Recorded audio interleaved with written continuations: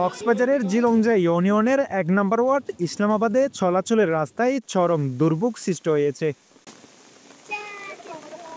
কক্সবাজারের বিভিন্ন এলাকায় রাস্তার সংস্কার হলেও উন্নয়নের ছোঁয়া লাগেনি এই ইসলামাবাদে। স্থানীয়রা জানান, দীর্ঘদিন ধরে ইসলামাবাদের রাস্তাটি সংস্কার করা হয়নি।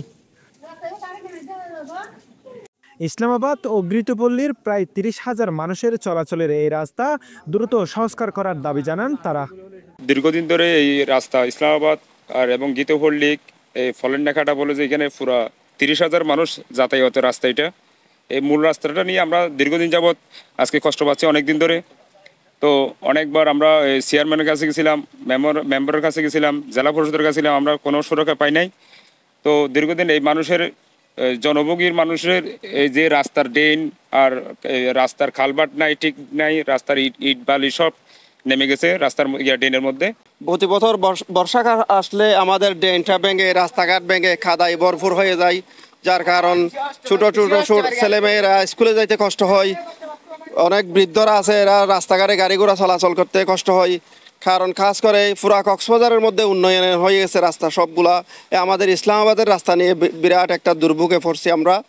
যদি আমাদের পুরা কক্সবাজারে যদি আমাদের এই ইসলামাবাদের দিকে একটু নজর করলে, আমরা সবার মধ্যে আমরা একটু দুর্ভোগে আছে রাস্তা নিয়ে। সাধারণ জনগণ আমরা অত্যন্ত দুঃখ কষ্টের মধ্যে দিন যাপন করতেছি। এই ব্যাপারে জনগণের পক্ষ থেকে সরকারের সহায়তা করলে আমরা খুবই উপকৃত হব বলে আমরা মনে করি।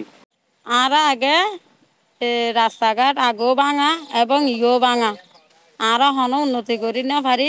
আগে কিন্তু মেম্বার চেয়ারম্যানেরও কিন্তু জানাইলাম, ইতারা কিন্তু আর ফটগাড়াল হন উন্নয়ন ন করে গীতপল্লী। এখন আর এই রাস্তায় বেয়া উন্নয়ন করি বেলা চাই। রাস্তাটি সংস্কার করা গেলে ইসলামাবাদের স্কুল শিক্ষার্থী সহ মানুষের দীর্ঘদিনের দুর্ভোগ কাটিয়ে উঠবে বলে মনে করেন সচেতন মহল।